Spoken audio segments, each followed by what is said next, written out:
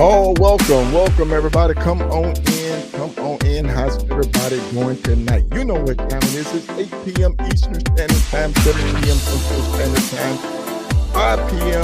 on that Pacific West Coast. Come on in, folks. Come on in, ladies and gentlemen. Welcome. How we doing, buddy? Come on in. You know what time it is. Podcast. We got a great show lined up for you tonight. Stay tuned, folks. Join us, and if you like, share, comment, make sure you spread the word, man. But listen, I got to bring in my right hand, no other than Doc Remy, the one and only. Come on in here, Doc. How you doing? I'm doing good, K-Solo. We still got that music going in the background. I can't really hear you. Oh, you can't hear me? No, the music was still going kind of loud. That's all I got you now. Oh, I don't know what's going on with it, man. It's like my volume board is all off, and man, I'm struggling over here. I'm going to get us a tech guy over here, man, kind of get this stuff online. But look, we got a great show lined up tonight, Doc. Man, I'm a little nervous. I'm a little nervous, man, because this is real. This is serious. I mean, we try to look at it as saying, man, 91 years old and still riding a motorcycle, but there's more to it. I mean, Dale is a published author of a couple of books. I think he got another book getting ready to come out. And so, it would be unjust if we try to introduce him. So what we're going to do tonight, we're going to do something a little bit different. On with us tonight is his daughter, Linda. So we're going to go ahead and bring her in the studio. How you doing tonight, Linda? I'm doing fantastic. That is outstanding. And so you've written a lot of the places with your father on the sidecar motorcycle. Is that correct? I have inherited his spirit of adventure, and we are great partners in this. Oh, yes, indeed.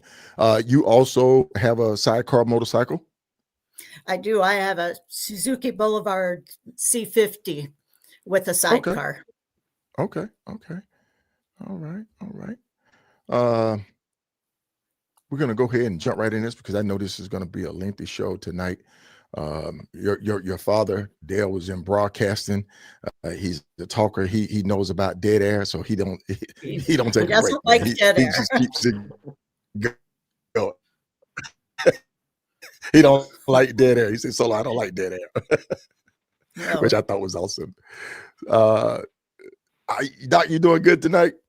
Man, I'm doing wonderful tonight. I'm excited about the show, man. Dale has so much experience and so much knowledge and so much stories. And, I like to learn some things with some riders, and especially the history, like born in the 1940s, definitely different type of vehicles was even back there. So I'm curious to know what type of motorcycles he was riding back then, how they've changed up until now, and how he has adjusted, or does he still ride the 1940s edition?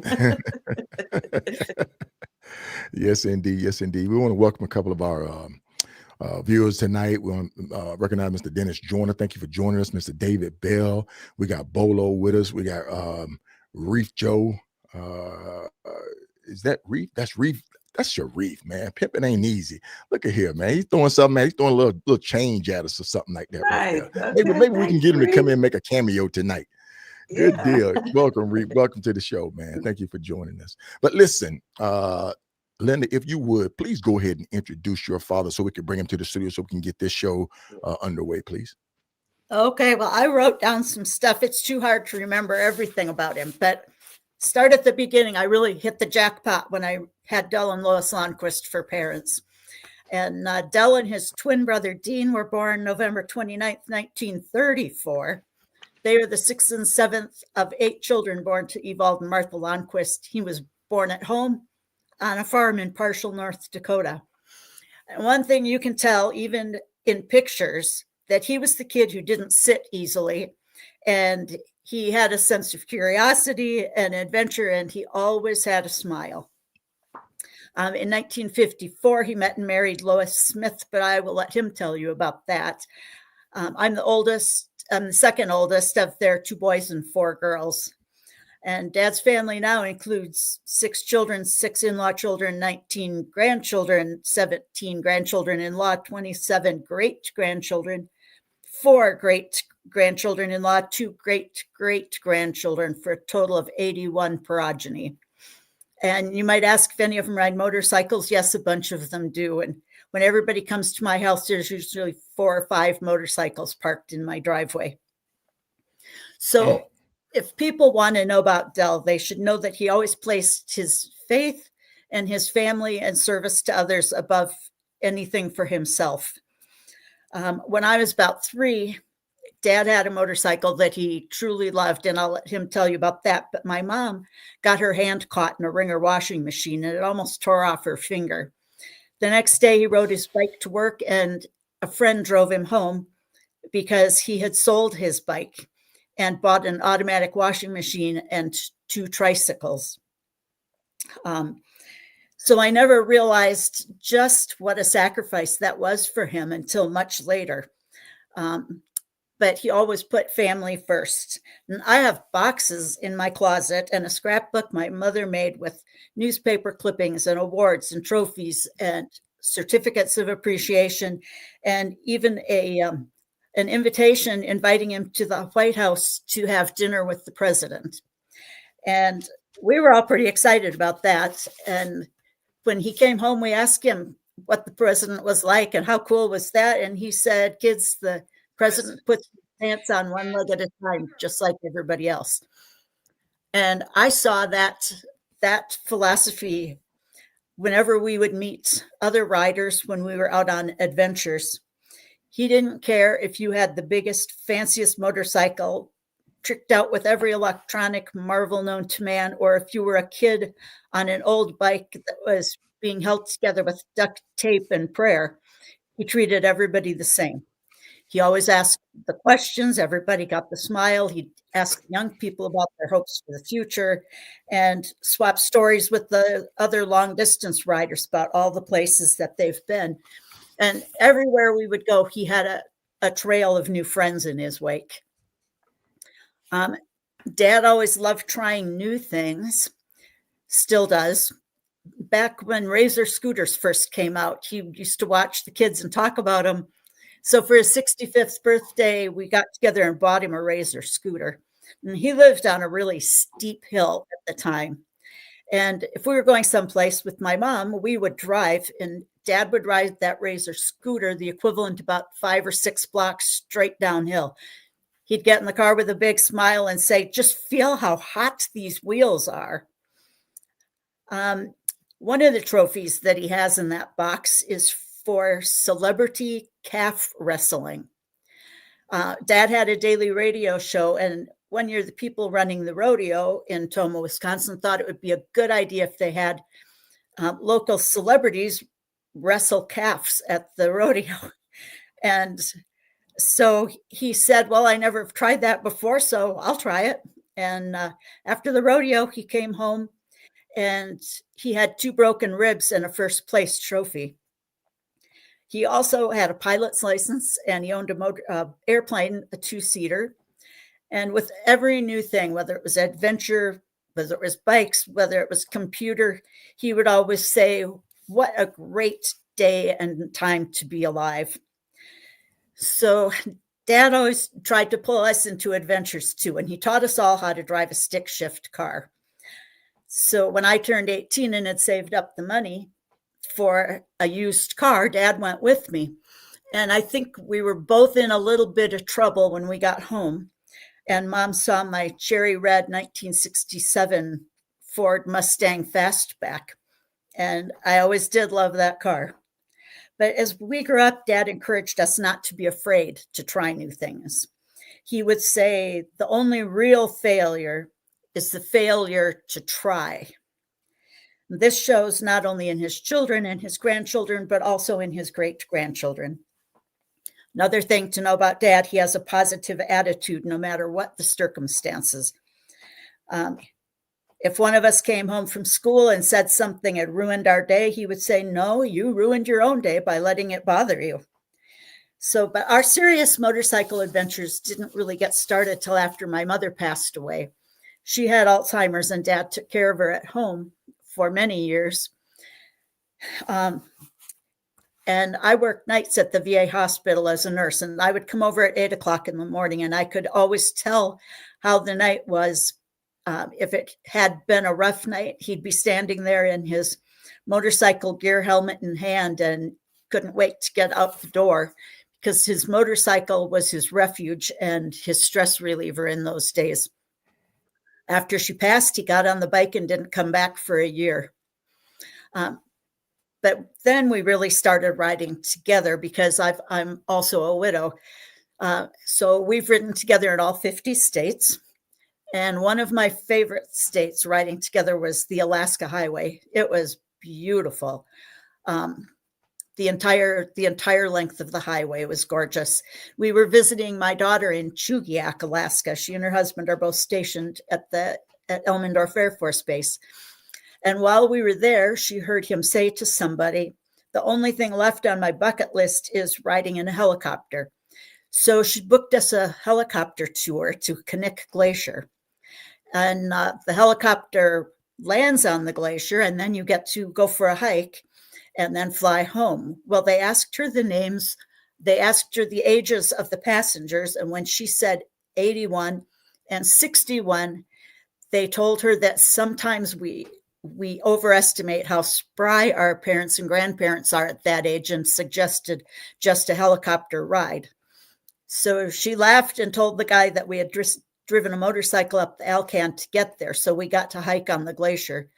But I think Dad's favorite part of the whole trip was he flew the helicopter most of the way home.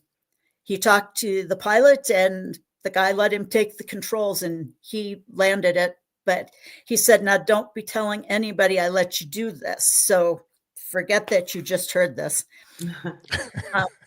One of my sisters told me, "You realize that you're the only one of Dad's 6 kids willing to do these crazy things with him." And that was right after he and I had gone skydiving over the Mission Mountains in Ronan, Montana for his 80th birthday. Then at 82, he decided that he better give up riding. He had just gotten married and he had taught motorcycle safety and AARP's 55 Allied classes and thought that maybe he was getting too old. And he and Sylvia, his new wife, moved to Florida. He sold his Honda VTX 1300. Well, I had my doubts, so I kept all of his gear. And I also kept his 1989 Kawasaki 454 Limited, and it now lives in my garage. The next year, they came to Montana for the summer. And sure enough, I received a phone call saying, "So what are you up to today, Linda? Do you want to go for a ride?" Now, I had already gotten my own motorcycle license and I bought a motorcycle. So we didn't have just the little 454. Now, every summer they come up to visit and I look forward to those phone calls saying, "Hey, what are you doing today? Do you want to go for a ride?" But now if we decide to pick up grandkids and let them ride with us, we take 2 bikes. I think having adventures or hobbies with your children is one of the most important things a parent can do. It creates a lasting bond. And I cherish every adventure that we have had together my entire life. My son and I did a bicycle race charity event this summer. We were a motorcycle team for support. And my daughter-in-law, who's also a nurse, she drove a car with medical supplies. So my 6-year-old granddaughter came with us and she was supposed to ride half the time with me and half the time with her mother. But then it snowed and was cold. And so she had to stay in the car all day. But I looked over at one of the checkpoints and she's got on her motorcycle jacket and a full face helmet riding in the car because she wasn't going to miss her part of the adventure. My son-in-law and his kids, a couple of his kids did the Beartooth Highway this year. And it was a great adventure and it's something those kids will never, ever forget. When we were kids, our family did car rides every Sunday. And we would fill up our gas tank at the Pegasus gas station. Now, my dad was manager of the radio station at the time, and he wrote their commercial.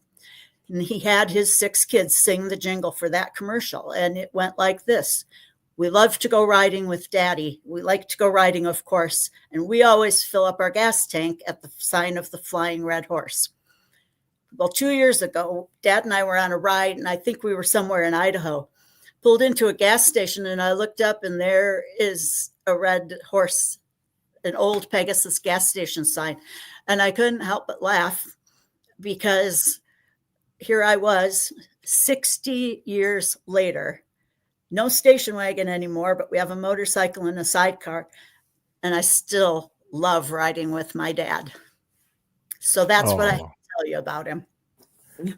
Oh man. Oh my goodness. Oh my goodness. I'm over here shaking down. That was the introduction right there. I mean, that's an introduction. That's how you just put it all out there. Now we get to pick through what you just said. I'm ready to bring them on out here, K Solo. I'm ready to bring them on. So listen, before we even get started, Doc, we got to go ahead on and give Linda a big old round of applause for that introduction. Thank you. Whew, goodness gracious. Come on in, folks. Come on in. If you just missed that intro for Dale, you need to go back and you need to catch the recap of this episode. But without further ado, we're going to go ahead and bring the man of the hour with the young man himself. Dale, how are you doing tonight, sir? Oh, I am bordering on nearly fantastic. And after that intro, I think, oh my gosh, Linda, can you send me that in an email and I'll add it as another chapter in my new book? I can do that. Yes, indeed, folks. Wow. And if you did not know, Dale is a published author. He is a published author. Before we get going, I'm going to bring this up. You can go online to Amazon. It's Discovering Life After Alzheimer, and get this book and follow along with it. It is outstanding. It is outstanding. It puts a different perspective to writing. But we're going to go ahead on, and Dale, let you kind of just like bring people up. Who is Dale? Well, Linda certainly did a job on that number, I'll tell you what. You know, I've ridden bikes most of my life, but mostly, you know, the rides were going to work, riding around town, doing that kind of thing, weekend runs. And whenever I had a motorcycle that I hadn't sold for a new washer or something, I would do the rides.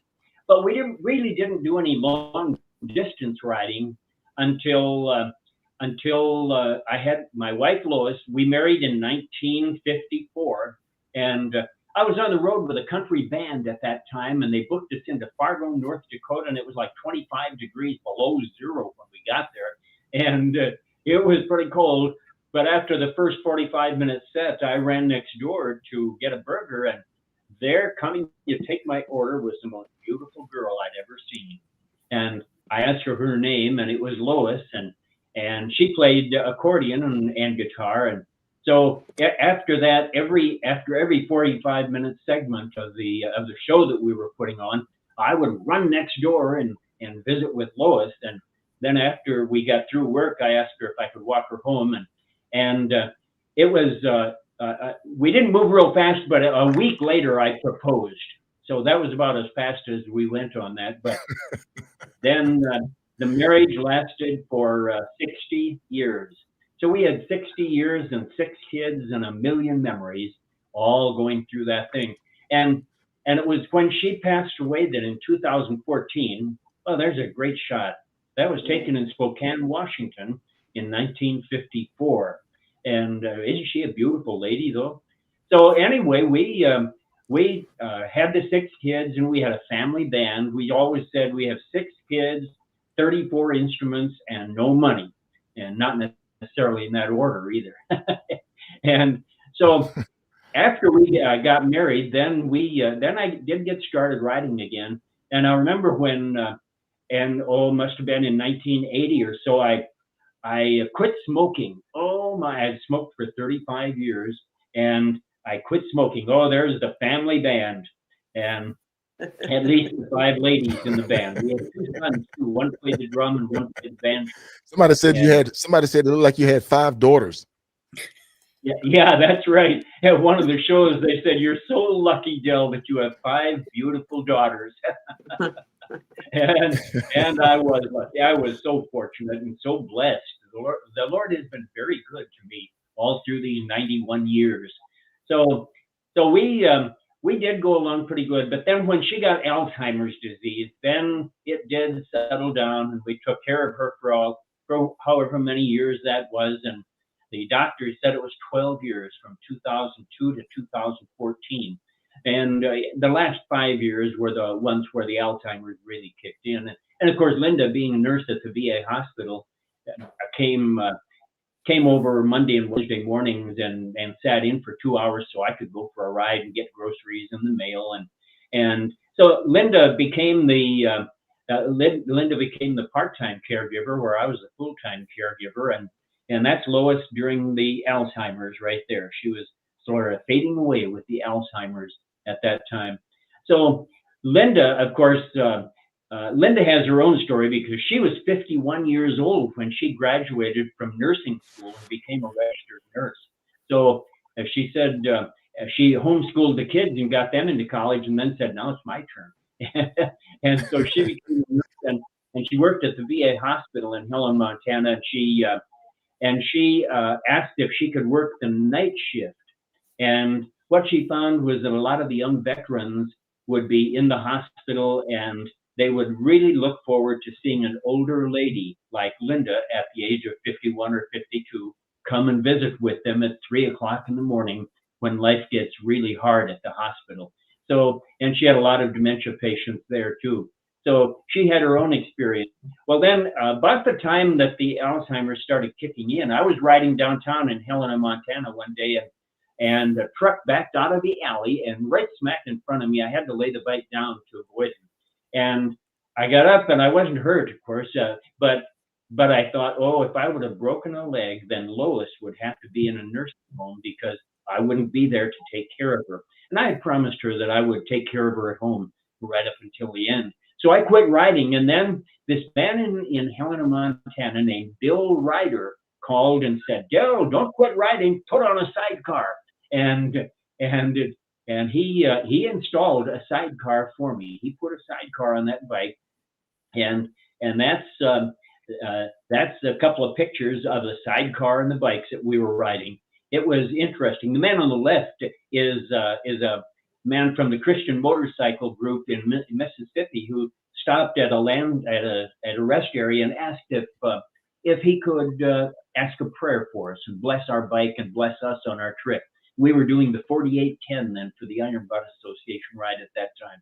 So, and the riding was really good. And so after Lois passed away, that's when I decided I was going to do an Iron Butt ride. And I did. I rode, and I can tell you that. Were you trying to get in there and squeeze in a word, K-Solo? No, you turn your camera off. You got to turn your camera back on, Dave. Turn the camera back on. Yeah. Oh my! There it is, right there. There you go. There you go. You're back. I high-tech world, but and I have that engineering license, but it didn't make me an engineer, unfortunately. So I think we're having a little trouble with Spectrum Internet here tonight, and it might be bouncing in and out once in a while. Well, anyway, we got through the Alzheimer's things, and then the kids said, "Dad, what are you going to do now?" And I said, "Well, I'm going to go for a little ride." And in the next 3 years after I turned 80, I put about 88,000 miles on the bike. We got over 100,000 miles in during the next several years. There's part of the family out on the Bar SL Ranch, my granddaughter's ranch out there in Montana. And what a good-looking group, aren't they? Though they're yeah. They are. So actually, that's when I got started long distance riding. Then was after Lois died. Then I took off cross country, and a few minutes ago, Sharif called and said, Dell, you're off the air. You need to get back on again. And it was so good hearing his voice. Reef is one of those guys who is just every biker's friend. And when I decided I was going to do the 50cc quest, riding from coast to coast, San Diego to Jacksonville, and they said that was 2,373 miles. And I put a note up on the Iron Butt Facebook page and said, is there someone in San Diego who could be my start witness for the ride? And within 2 or 3 minutes, it was Reef. He was on the line saying, hey, I'll be your start witness. And then he put me up in his man cave at their house until 4:30 the next morning when he woke me up. I don't know, Dale. I don't know, Dale. Wait a minute, Dale. Wait a minute. I think your memory might be fading. Are you sure it was Sharif? I'm gonna have to call. Let me call Reef and find out if that's him. Hey, Reef, is that you? What's going on, Dale? Hey, is that Reef there? Hey, Linda. I'm Sharif. Hey, Reef. Hey, y'all. Solo. Oh, man. Hey, you got it, my brother. You got it, man. How you doing, Reef? It was good to hear your voice again. Yeah, man. You don't look a day over 60. Oh, thank you. Still running around here like a spree chicken. Oh, people tell me that, you don't look 91 years old. So here a couple of months ago. You don't act 91. Oh, well, a couple of months ago, I started doing bicep curls to build up my biceps because they don't know that I do a 40-minute workout every morning. But now I've got biceps and now they say, oh, yeah, I can see you do workout. So there he goes. My goodness. Oh my! Am I losing that camera again? Yeah, it's no, you're frozen. You're frozen. Yep, frozen. But I still can hear you. I still can hear you. So stay where you're at. Keep going. It should catch on. But well, I spent 40 years in radio, not in TV. Right. And speaking of that, that Legends of Montana Broadcasting. I have a picture. Can you see that picture? I can. Okay. So was that your station? Some of the members and announcers of your station? Those are the members of the Legends of Montana Broadcasting gathered for an annual meeting. And when I was being inducted into the organization, I'm on that picture somewhere. Yeah, I see you right there, up top, blue shirt. Isn't that amazing? A legend of Montana Broadcasting. Who would have thought? When I quit school the first day of my senior year in high school, my voice was changing, so I couldn't sing in the choir anymore. So I went down to the boys' counselor and told him I quit school. And he said, Lonnquist, what are you doing dropping out after on your first day of your senior year? And I said, oh, Mr. Stranger, I dropped out after the 8th grade. I'm just quitting now. he didn't see the humor in that, actually. So, but I thought it was pretty funny. And anyway, and then I quit school. I couldn't be in the choir, so I quit school and went on the road with the country band, and that made up for it. So after Lois died, then we did quite a few rides. Oh, look at that! You've got a picture of that guy on stage with the. I know that young guy there, man. Yeah. Well, I was 18 when I was on the road with that band, and we were playing in the clubs and lounges all over the Midwest, and our booking agent was a Consolidated Artists Corporation, and I could play and sing on the stage, but when somebody wanted to buy me a mixed drink, I couldn't drink the alcohol, so they mixed ginger ale and Coke. Oh, that was a terrible drink. So it's all been fun. And the fun part of all this is when you're on the road like that, and with the sidecar especially, the sidecar always attracted attention, and you would meet so many people.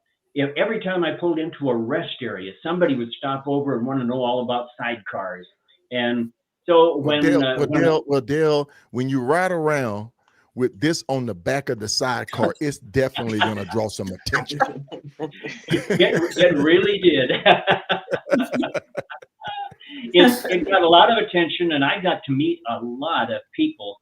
Every rest area, and no matter where you went, gas station, restaurant, wherever you went, you would meet interesting people.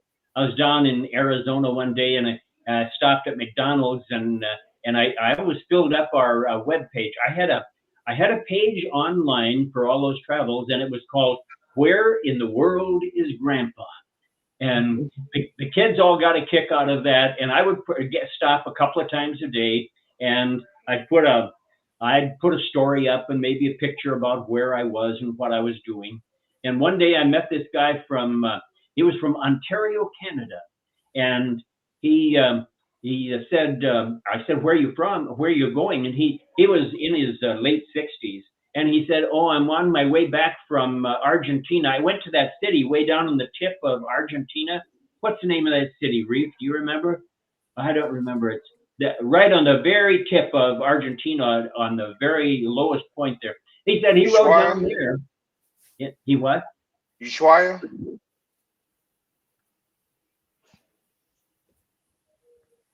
I don't know if we can pull it up. Are you talking about Buenos Aires, Dad? Dale, you with us? I think Dale's having some technical difficulties on his end, folks. Now, Snack said it's Ushua. Ushua?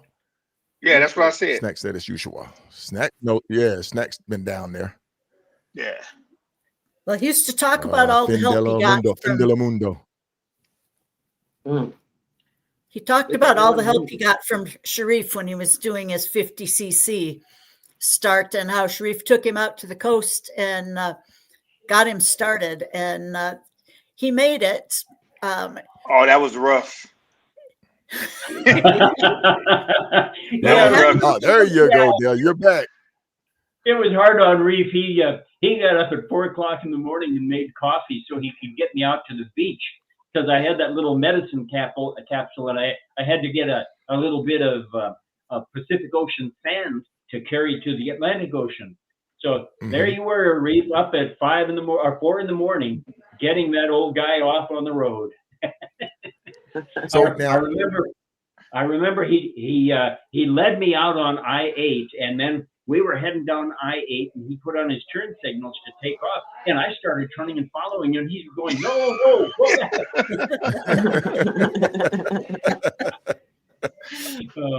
I appreciate all the help, Reeve. You're a great man and a help to every possible rider. Oh, my goodness. Rider's friend. Man, I try. And all you do, and I remember when Linda, Reeve, if you would say a few words to Dale. I'm waiting. I didn't hear you. No, we didn't hear you, Dale. Okay, I remember when you guys were off on your big four-corner ride, and Linda and I were going to ride down to Rocker, Montana, down by Butte to meet you, and we rode. That was I think, what was that, about 80 miles to get over there, Linda, to get to Rocker, and we got down there, and we got to meet Reef and Jim Saul, but K Solo whizzed right on by, and he went on to Missoula. Okay. So now we're gonna go ahead and bust out Solo.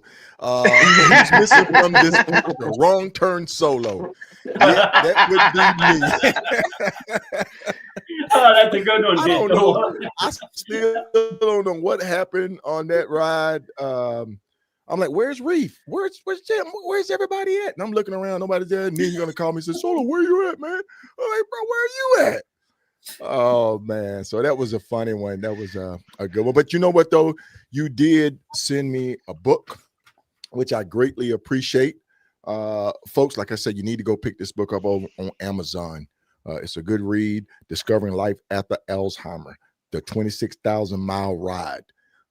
And you also have another book coming out. Am I correct, Dale? Right. I've got one coming out in the next couple of weeks. And and I'm not sure about the the title yet, but I think I'm going to call it A Book of Dell. Everything you wanted to know from 1934 to 2025. And probably more than the grandkids really need to know, but they're going to learn a lot. I didn't talk about you too much, Linda, so it's all right. So listen, Ken Andrews just jumped in. Thank you for joining us tonight, Ken. Ken had a quick question. He said, ask him about the rainstorm in Louisiana during the 48 and 10 ride with Linda. Oh, Linda, that was a ride, wasn't it? That was a ride. It was the 500-year storm that they had in Louisiana, and we rode and rode and rode in the rain, and finally we saw a Comfort Inn and pulled in, and I was ready to spend the night, but Linda had me up 3 hours later. We got a little nap, and then we got out on the highway, and what happened next, Linda? Well, we couldn't see where we were going, and we followed a pickup truck, and if he had launched over into the water or something, we'd have gone right with him because he was the one that led us through that storm. But he had bright red tail lights. He had bright red tail lights, and the water was probably 2 inches deep on the interstate. It was really flowing across there, and without those red lights from that pickup, I don't know where we would have been, but we made it through anyway, and a few hours later, the sun came out and life was good. And so that was one of the exciting adventures we had on that trip. As we had a lot of them on that trip. I was pretty sure the sidecar was floating. Dale, if you could please try to turn your camera back on, sir, allow access to it, because we can hear you fine, but we can't see you. It's on mute. There you go. You're back. Is that on again now? Oh, very good. You're on, but you're still frozen though, so you may have to try to log back in again. And we're gonna take a quick break, right quick, while you try to do that. Everybody, just hang tight.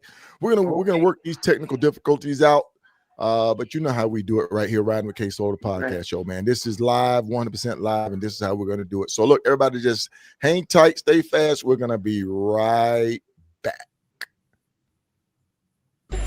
What's up, everybody, including Lottie Dottie? You already know what it is. It's your boy Retro. We in the building, and you already know we ride with K Solo, the rider.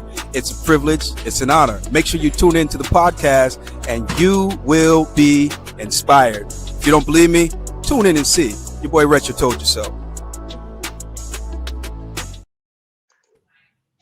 Like I said, we'll be right back. We didn't even go anywhere. You back? I love it, man. I love it. Oh, Doc. Hey, Reef. So listen, man. Was Dale another one of your victims? Actually, Dale was already planning this ride, but you reached out to him. What was? Yeah, right. He was already planning this ride. What was it that you saw him? You couldn't believe it. This guy, this age, this bike, doing this ride. What made you jump on that wagon and say, "Hey, look, Dale, I got you. I'll sign that paper for you, man. I'll see you off." So back in San Diego, I lived in the opportune spot because it was the starter end to 50cc and border to border, and a lot of people want to go down to San Diego or down to Mexico and drop off guns. So I would just have him bring them to my house instead.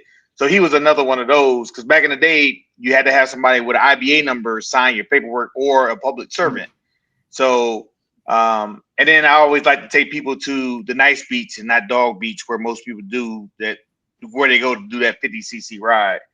So I hit him up, like you said, as soon as I saw him post it, and gave him a number, and he came and stayed in the ghetto in the man cave on the 3rd floor, and we just became instant friends, man. We had a lot of adventures after that meeting, and that meeting was crazy because he left, and he thought he ran out of time. He had to jump. There was an accident, and he ended up jumping the side of the freeway and messed up his the mount for his sidecar and had to get it fixed. And he thought he ran out of time, but he forgot to adjust for going back east. And I was like, no, you still got time, because he's about to give up. I'm like, man, you still got a couple hours to go. And he rushed and got it done. Michael Kneebone called me and was like, Reef, are you with Dale? And I was like, no, man, I'm his Overwatch. he like, I thought you were crazy. That man is out of his mind. He like, he said, give me his address. I was like, what do you need his address for? He said, I need to send me a certificate. I said, man, he ain't about to die tomorrow. I was like, he like, but you verified that he did it right. I said, yeah, I've been with him online the whole time and watched this route. And he like, that's all I need to hear, Reef. And they sent it to Dale, but they sent it to Montana. And he was in Florida, and it took forever for him to get that damn certificate. But they sent it out the same damn night he finished the ride. That's the same night he finished the ride. Same night. Yeah, it was pretty cool. And so we ended up. I got the start all right. I know you young guys now. You do that ride in 45 hours, but it took me 49 hours and 47 minutes. It did, but you had a breakdown. I mean, you had the problem with your sidecar, so that was a feat that you even got it done. I blew a tire. Yeah, I was going through Houston, and we hit and there was a massive traffic jam. A big semi truck had crashed and blocked all 4 lanes of the interstate. And so I sat there for an hour, and then I thought, oh, I've got to leave. So I motioned the guy next to me and said, back up a little bit, and he did. And I put that thing in low gear and gave it full throttle. And I went through a deep ditch and up over the side and onto a side road and got back on again. And that way I finally got back on the interstate past the traffic jam. And then I'd been, maybe 10 miles down the road, and I blew a tire on the trailer, on the tent trailer I was pulling behind. And so then after I had to stop and fix the tire, of course, and that didn't take but very few minutes. And then I was on the road again. And I know you're supposed to drive the speed limit, but I was driving my age most of the way the rest of So, Doc Remy. Yeah, I got a question. Hey, Dale. So, did your wife ride in the sidecar with you at some point? She never did. Lois never. She didn't like motorcycles, so she wouldn't ride. She did ride a couple of times on the motorcycle when I was doing 2-wheeling, but in the sidecar, she never rode in that. But Linda made up for it because she jumped in and really took to that sidecar. As a matter of fact, when we got the sidecar, Bill Ryder put the sidecar on and brought the bike back over and took Linda for a ride in it. So before I even got to drive the bike in the sidecar, he took her for a ride. She was really into the sidecar business. Yep. Mm-hmm. That's So when I you was started, sold right, in that Linda? minute. That was the moment. That's when you fell in love with motorcycles. That's when I fell in love with motorcycles, and I loved riding in the sidecar. We were at a gas station one time, and Dad went in to pay, and a lady came over, and she looked at me for a minute. She goes, well, you're brave. And just then Dad came out, and when she looked at him, she just shook her head and walked away. Now you're really brave. Riding with that old man. So we have a lot of adventures in those sidecars. Yeah, We had a lot of adventures. Kenneth Andrew just dropped another. Kenneth Andrew just dropped another question in. He said, "What about the Saddle Sore 1000 in the snow during a tour of honor?" Oh, that was crazy. Hey, there it is. Kenneth, you must be our producer tonight, man. Good one. You better have Linda tell you about that. She was riding in a blizzard with the sidecar, and we rode 60 miles from Browning, Montana, over to Glacier, and so she rode that sidecar, and it was snowing, and there were. It wasn't a real blizzard, but it was snowing real hard. So we had about 2 to 3 inches of snow on the highway, and the plows hadn't gone through yet. The plows were not on the road yet, so we were in the snow, just like what we're sitting in there. And then we finally made it into town, and Linda breathed a big sigh of relief because we made it safely into town where there was one restaurant open. And so we went in and had coffee and had breakfast, and then the waitress came running over from the kitchen. She came running in and said, the plow is going through. The plow is going through. And so we hustled out to the bike and followed the plow. It was beautiful when we left. And after we got past Tees Glacier a ways, it was beautiful. So we still ended up getting second place for Montana for the Tour of Honor. But the rest of the day was beautiful.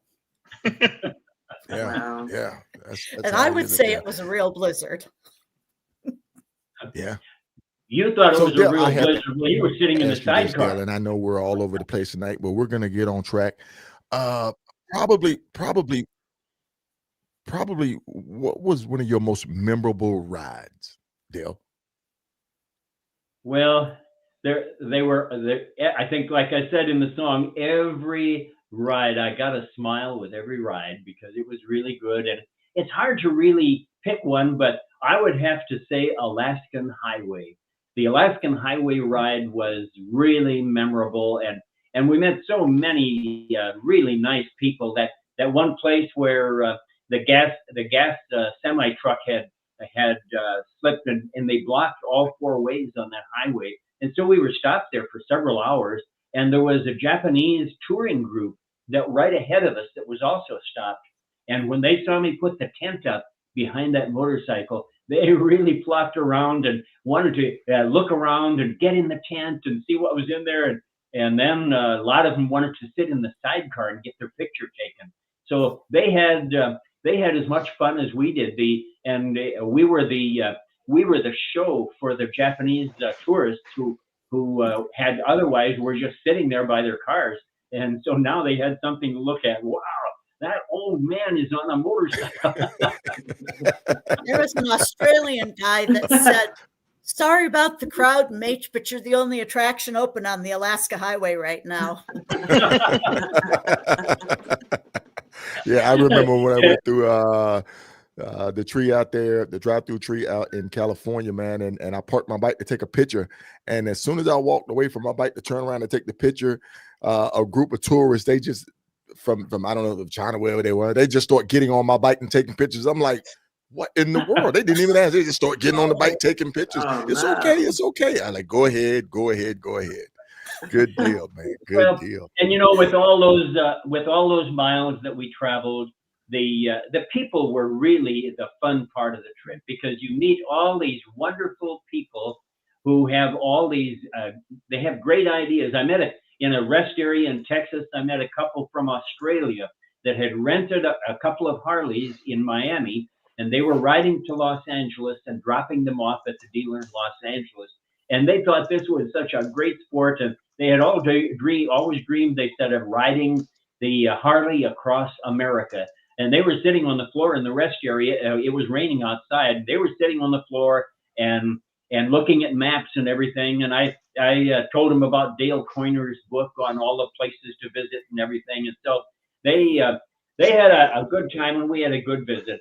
And just so many wonderful people. I remember going out of Lafayette, Louisiana one morning, and it was just sort of a little shower. But when I hit the interstate, it was pouring. Oh man, it was really coming down. And I thought, I've got to get out of this. So I pulled off at the first exit ramp and thought maybe I could find an awning or something to hide under. And there was a Wendy's restaurant right at the bottom of the ramp. Well, I pulled in there and it was pouring rain yet. And I jumped off the bike and headed for the door. And there was a lady standing by the door having a smoke. And she looked over and she said, "You rode that thing all the way from Montana? Get in here. I'm buying breakfast." and she did too. She bought. She had gravy and biscuits and eggs, and so she was manager of the restaurant, and she decided she was going to get that old man's breakfast for him. And at that same trip, I went through Panama City, Florida, and I stopped at a hardware store and I looked for a phone book, and they said, "What do you need a phone book for?" And I said, "Well, I pulled in here and it was fine, but now the bike won't start. I crank it over and it just won't do a thing." And so they said, "Here's a towing service. Call them. And there's a dealer over in the next town over from Panama City, and take it over there." And so he loaded it up on his truck, took it over to the dealer who was going to fix it, and they didn't even take it off the truck. They just got up on the truck and looked at it and said, "Oh, you've got whatever it was in the ignition, whatever it was." I'm not a mechanic, so I don't know. But anyway, they took about 20 minutes, two of them, to fix the bike and get it ready. And then I went to pay the manager, and he said, no charge, just get on that bike and ride. So listen, Dale, you were on one of your rides and you bumped into this guy, man. That rain always follow him everywhere he go. I think he rides in a rain suit. Kenneth Andrews, man. What, I mean, you remember that guy? Do you remember him? Oh, I remember Ken Andrews. He came through Helena, Montana, and it was like, probably 11 o'clock at night. And he called and he said, where are you at? And I said, where are you at? And he said, I'm at Shelley's truck stop. And I said, I'll be right there. So I put a jacket on and ran over there, and it was cold. I mean, it was late fall and it was really cold. It was down close to 30 degrees. And we had a cup of coffee and a piece of pie. And then Ken said, I don't know what I'm going to do here. Something's gone wrong with the electrics on this thing, and I don't have electric gloves. The handle grips are not electric; they're not warmed up. And I looked at him and said, "Well, I don't have electrics on mine. I just dress one." Hey, Ken. Hey, man. If you're out there, I need you to come in here, man. Because guess what, man? Somebody said your gloves wasn't working. So Ken really was an experience. Hey, there he is. There's Ken. How are you doing? Hello, Dale. Hi, Miss Linda. Hi. How are y'all? Did you ever get those electrics fixed? Oh, yes, sir. I actually left out of Helena that night. Linda was working, so I didn't get to meet Linda in person when I was there. But there was a tour of honor site in town, and I went from there to Phillipsburg. And Dell told me, he assured me that there was a hotel there in town. And when I got there, basically frozen to death, I probably banged on the door of that hotel for about 20 minutes, left, came back again. They didn't answer the door. So I rolled into town, and there's a place, and Dell assured me this. He said he had been there on sales trips or whatever a bunch of times. And this is a little bitty town, and there was one bar open called the White Front Bar. And I rolled off in that place, like froze to death. And I'm like, look, I can't go any further. There's no way. It's like 12 at night, and I mean, it's below freezing, and I got nothing. You see what I'm wearing there in that picture, and I'm wearing a skid lid on top of that. So I don't have a helmet. I don't have heated gear. And I mean, I am just frozen to the core. And I told that lady, look, you let me sleep underneath that shuffleboard table over there tonight and just get some rest till the sun comes up, and I'll pay you. I don't mind one bit. And the lady that was running the bar, gosh, I can't think of her name right now. She took me back to her house with her. She said, you can stay at my house tonight. And I stayed there. Her son was off school or something like that. And I spent the night over there with her, and she had this like mastiff, man. This dog was like, I remember petting this thing, and this thing looking at me like eye to eye, going, who are you and what are you doing here, you know?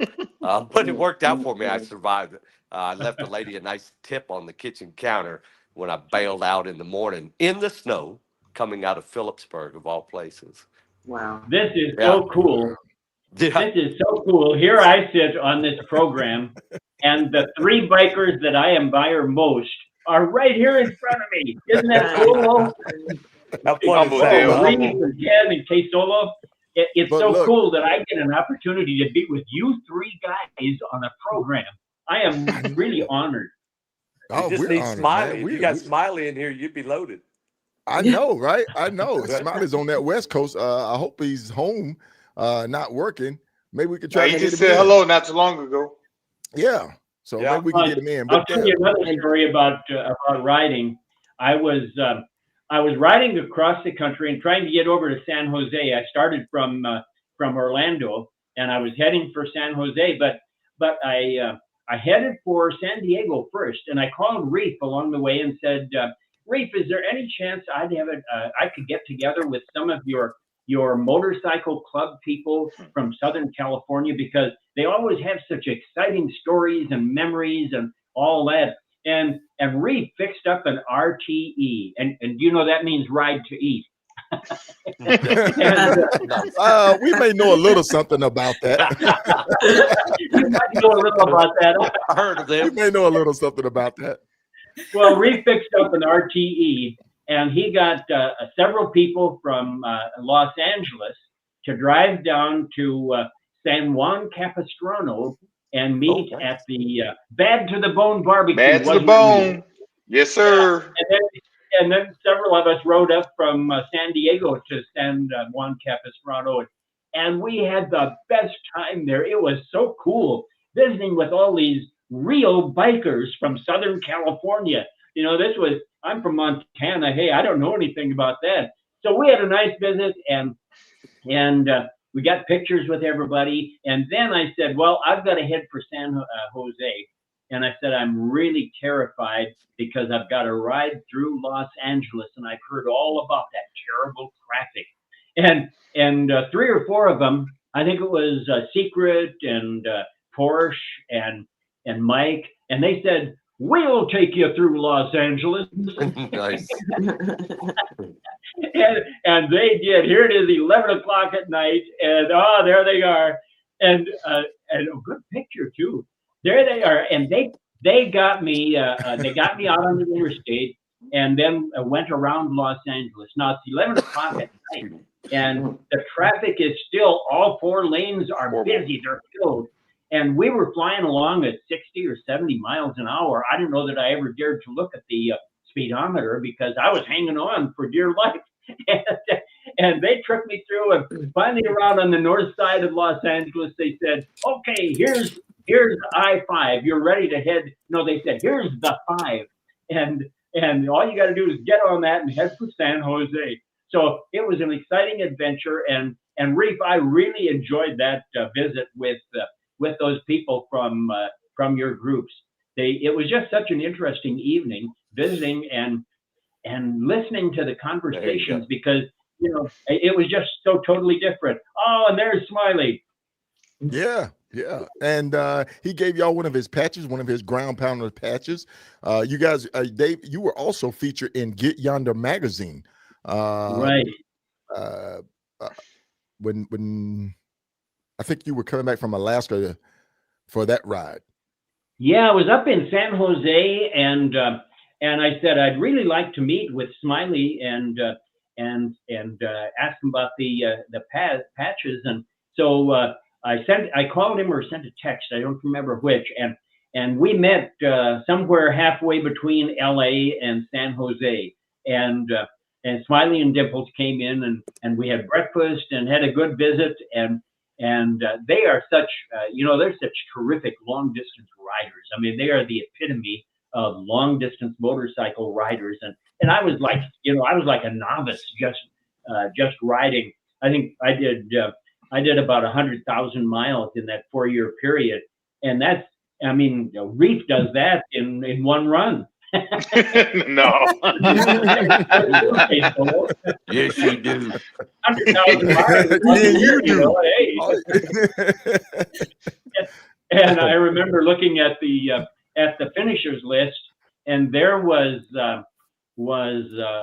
old what's his name from the Iron Butt Association, and the president.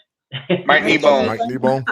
Mike, yeah. And I am 91 and I do forget names. Oh, it's all right. Yeah. I was looking at the finishers list, and there he was, 126,000 miles in 1976. Can you imagine? He was doing it way back then, and I was just a kid. But see, you still got one on all of us, because who goes skydiving when they're 80 years old? Jesus, Lord. Come on now, come on, Dave. I mean, I remember this. I remember you going out on that, and I'm like, what in the world?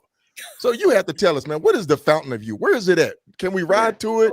Is it a? That's why he moved to Florida. It's in Florida. Yeah. That's why he went back to Florida. No, he's talking about moving back out west now. Wait a minute. Florida, but we're going to go back to Montana and live up there. Out west, man. And Linda thinks the reason I'm moving back to Montana is because she's there and that we want to be near her and the grandkids.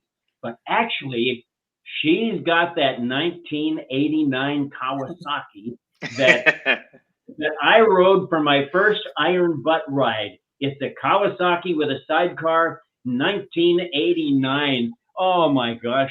I rode that on my first Iron Butt Saddle Store 1000, and that's the real reason we're moving back to Montana. Thanks, Dad. I knew you would.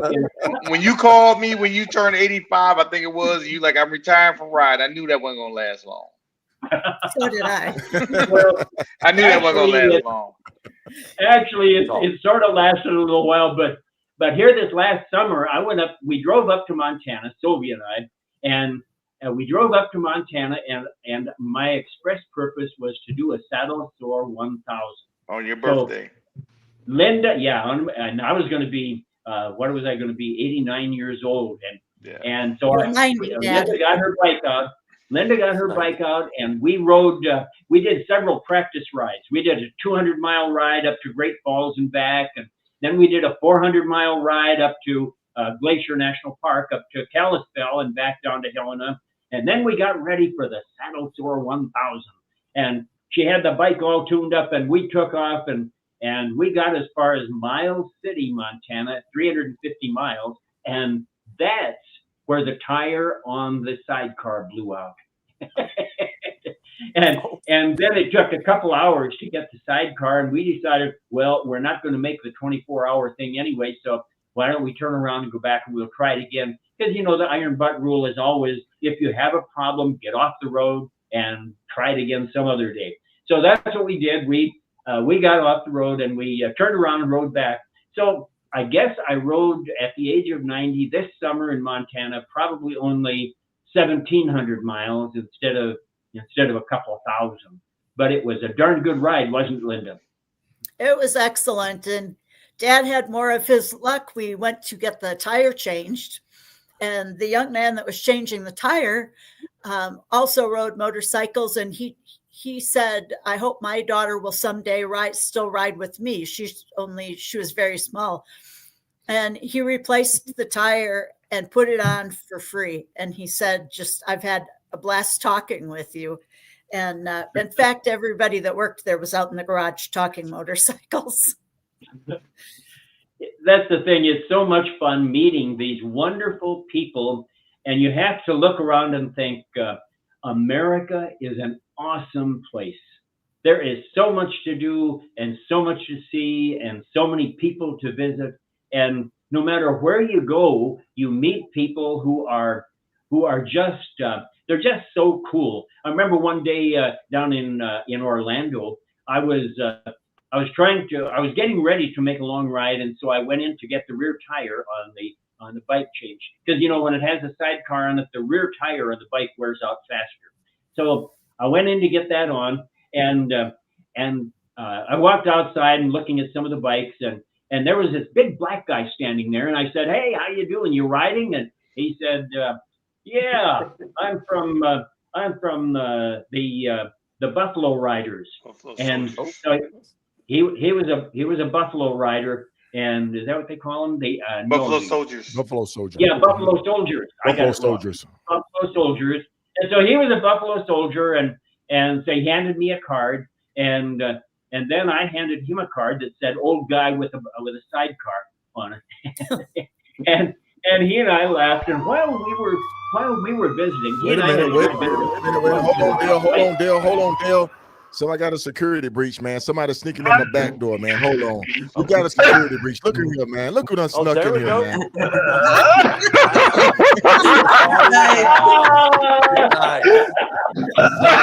We got a security breach, man. We got the whole crew here.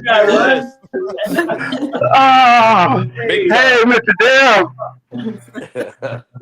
How you doing? Hear from you. And much better now that you're here. Oh, what? I can only be on here for a second. I'm at work right now. That's cute. Well, I just want to tap in right quick.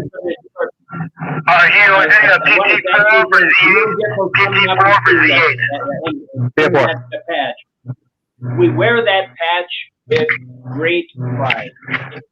Thank you. Thank you so much. Appreciate it. Oh, thank you for popping in. For sure. Hey, Solo, I'm sorry, man. I just seen the text right now. I just looked at my phone. Sorry about that. I know, OG. I know. It's all good, man. I knew you was at work. You guys have a good one. All right, you too. All right. Okay, all right, thank you. Already, Okay. Smiley. All right. What a team. Good one. They are just, you know, Good they're score. the kind of people that really are great for the long distance biker fraternity because they spread so much goodwill and everything with all that they do. And they really do, they just want to help people do long distance riding. And as Smiley said when I was visiting with him that day down there, he said the problem was that a lot of our bikers in Southern California never crossed the border. They stayed in California all the time. And he said, I just wanted to create this patch to get them to go across the border, visit some other states. And that's the kind of guy he is. He's just such a cool guy. And being on the front page of the Get Yonder magazine, that was so cool. It was it's really an honor to be among all you legends in biking, and he's one of them. So what a crew. So that's the thing. It's been so much fun riding all these years, and we're not done yet because now we'll move back to Montana, and I'll be near Linda and her sidecar. And she said, "Don't worry, Dad. If you can't ride the bike, you can ride my sidecar." That'll be a cold day. Actually, he tried it once. He tried riding in the sidecar. We had gone to York, Montana to get a burger, and it's through a really narrow, steep canyon. So he wanted to leave his bike at one end and go back through so he could get a video to show his friends. He rode in the sidecar and videoed because that's a great place to get some really great video of Montana. And that picture is taken at my daughter's place up at the Barcel Ranch in Garrison. Wow. Very cool. It is great country, and it's wonderful for riding. So yep, that's Dad's Kawasaki there. Have y'all talked to Linda about her missions over to Africa? Well, no, but you really should. She's been going over there for 20 years now. Mm-hmm.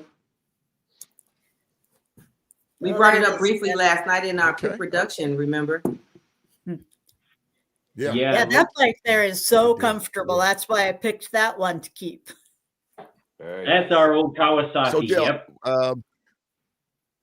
Dale, so I have to ask you, you were riding on twos for years. Right. How did you transition? What made you want to, and you briefly touched on it in the beginning. At the opening of your book, you talk about a 4-lane highway, an accident, skidded sideways to a stop. Tell us about that, if you would, please. That was an interesting ride. And riding this bike with a sidecar turned out to be such a challenge and an opportunity that the dynamics of the bike change with this sidecar. And it's like learning to ride all over again. It was cool. I never want to go without a sidecar again. I was coming out of St. Louis one morning, about 10 o'clock or so, heading west on must have been I-70, and 4 lanes of traffic and all going about 70 miles an hour. And the guy in the first lane, I was in third lane, but the guy in the first lane drifted and hit a barrel of sand from a construction site. Oh, sand just flew everywhere. It was going up in the air. And of course, I immediately slammed on the brakes because, you're supposed to panic at a time like that. So, you're supposed to panic. so I slammed on the brakes immediately. What happens when you slam on the brakes and you've got a sidecar? The sidecar doesn't have brakes. It keeps going. And pretty soon I had turned and I was going sideways down the interstate at 70 miles an hour. And I was just sliding sideways. The kid that started the thing over in the first lane started skidding across the highway too. And just as he was going to get in front of me in lane 3, the guy in lane 2 T-boned him and knocked him another 30 or 40 feet down the road. So then he wasn't hurt, and so he was fine. And I stopped, and there was a 4-foot high concrete railing between the lanes, the lane divider. And I was about 8 inches or so, 8 or 10 inches from that concrete when I finally stopped. that young guy in a pickup behind me came running over. Are you all right? Are you all right? And he saw the sign on the back of the bike. And he said, Mister, I don't care how old you are. That was one hell of a piece of riding you just did. And I thought, what did I do? I slammed on the brake and skidded to a stop. So it was a good ride. And we found that wherever we went, it seemed like there were people ready to help and take part in your ride. I remember the words. I wrote these down so I could remember them. How many of you remember Isabel Eberhardt? You all remember Isabel Eberhardt? She was an explorer and a writer in the 1890s. She traveled by horse and cart and by ship and however she could get around, but she was an explorer. And she wrote what I think really fits the long distance biker. She said, life on the open road is liberty, to be alone, to have few needs, to be unknown, everywhere a foreigner and everywhere at home. Isn't that a great saying for bikers? I mean, here we are, we're on the road, we don't know anybody, we pull in for gas, and immediately people are stopping to visit with you and talk about the trip you're on. And I put up these stories on our Facebook, on our blog thing, Where in the World is Grandpa? And I put a story up on there, and people would be sending in notes and say, oh yeah, I saw you down in Louisiana somewhere. And I wanted to talk a little longer, but I know you were on a timed run. And so it was, you meet the people and then you get a chance to visit with them and talk with them and share your ride with them. And how many people, Linda, did we meet who said, oh, you're living my life's dream. I want to do that. There were a lot. And it was always nice when they bought us dinner afterwards. Because they did. Yes, the meals. You know, always the perks. It's always the perks.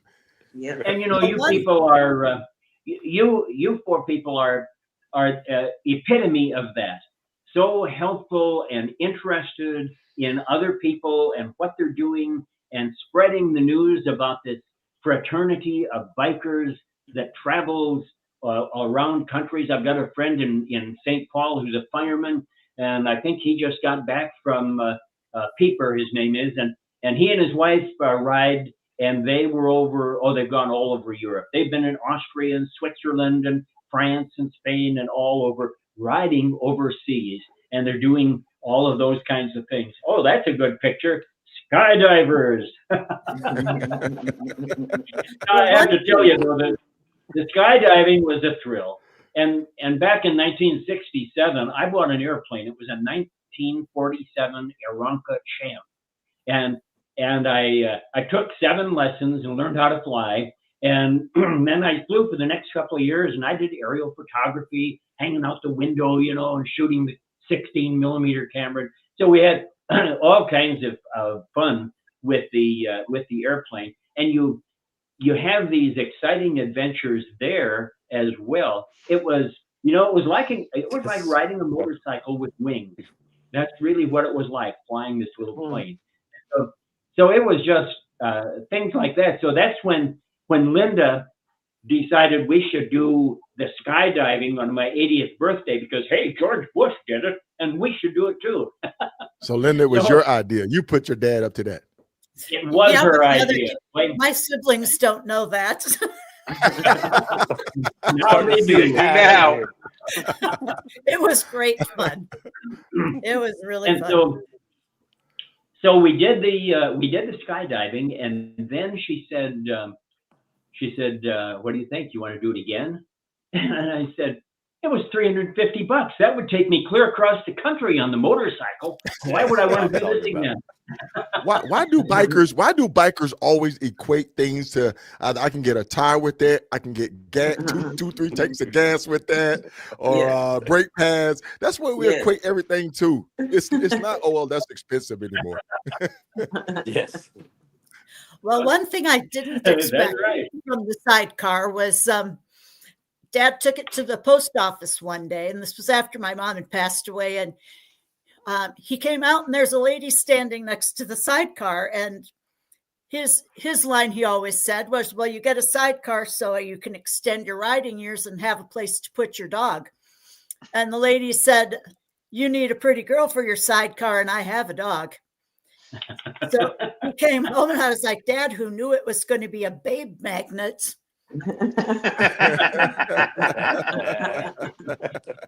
So Dave, so Dale, after the passing of your first wife, you did remarry, and your second wife, Sylvia, she does ride with you on occasion. Is that correct? She has done it reluctantly. She just says, well, I don't see all the fun of it.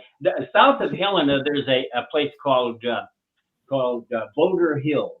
It's about 8 miles long. It goes down from Mount Helena, so it runs about 8 miles, and it's a pretty good run for the semis when they go through. Well, there she is, Sylvia, and she's riding in a sidecar and going down that hill. I topped it out at 95 miles an hour going down Boulder Hill. He's still a daredevil, folks. He's still a daredevil. Oh yeah. Everybody walk around talking about don't break your hip or don't do this, and this man is still a daredevil. So we got to the bottom of the hill, and I pulled over, and I said, well, Sylvia, we topped out at 95 miles an hour come down the hill. How do you like going 95 miles an hour on a motorcycle sidecar? And she said, well, the speed limit's 85. It's not much difference. There you go. Pretty blasé about the whole thing. Well, we were going someplace one day, and Sylvia came over and whispered to me, can I ride with you? Now, why would she say that? I don't know, but she did. Hey, Dale, we call you Mac Daddy last night. Why we call you Mac Daddy? Can you tell everybody, how when you met Sylvia, it was a fast process, just as well it was when you met Lois. So we call you Mac Daddy, right? When I met Sylvia, I was sitting at the, I had my bike and my trailer parked at the farmer's market in Helena, Montana. And I have to tell you, I started on Sturgis. On Friday, I was in Sturgis. And I decided I would drive home to Helena and work the farmer's market the next day, play the banjo and sell a few books. So I rode home from Sturgis. It was 500 miles to Helena, and it was a nice ride. And then I got up then for the farmer's market the next morning, and I really wasn't supposed to be there, but they let me in anyway because I went often. And so I was sitting there playing the banjo and sitting by the motorcycle, and she came over and wanted to talk a little bit about music. Well, there were a lot of people gathered around, so she didn't really get to talk very much to me, but I was quite taken with her. She was really a fine-looking lady, 82 years old and very lovely. And when I found out that she had 10 children, I said, oh man, 33 years old and you had 10 children? And she had been married and her husband died. She was married at 18 and then she had 4 children and then her husband died. And she met a man whose wife had died and he had 4 children. So they got married and had 2 more. And I said, 33 years old and had 10 children. Oh, that must have been hard. And she said, oh, no, I like kids. and that's pretty much the way she is. So we had met there at the farmer's market. Then the next morning, I went into church. And I hadn't been there for 2-3 months because I was on the road riding all the time. So I walked in and the head usher, Bruce, said, Dale, we're short one. Can you help usher? And I said, oh, sure. And I walked down the aisle as in the center aisle as I was ushering. And there she was sitting right there. She wasn't supposed to be there either because she had been traveling around the United States visiting all 10 of her kids. And in Helena, she came to visit number 9. And Catherine knew that she wanted to go to that Lutheran church. So Catherine and her daughter brought her to church there that morning. And there she was right up near the front. I said, ta-da! There she is. Money. And the next morning, I was leaving for California for my grandson's wedding. Vaughn was getting married in California, and so I rode down there, did another saddle sore 1000 on the way down to San Jose. That was How old were you? How old were you, Dale? How old were you? That would have been 83, I guess. And so I did the saddle sore 1000 to San Jose, and that was about 1,100 miles, and that was a good ride. And then I was supposed to stay there for a couple of weeks then and visit with everybody, but I had met this lady in Helena, and after the wedding was over, I said, well, I think I'm going to head right for home. And before I left Helena to go on the ride, I gave Sylvia a copy of this Discovering Life After Alzheimer's book and a CD of the songs that I was singing. So I figured if she had that, maybe she'd keep the other guys away until I got back. Nice. And it worked. Applauding. So then I got back to Minneapolis. I got back to seems to be a lot of popularity. I'm gonna use it. Oh, you're sitting there with a CD. Well, anyway, I got back to Catherine and I discussed how they're teenagers.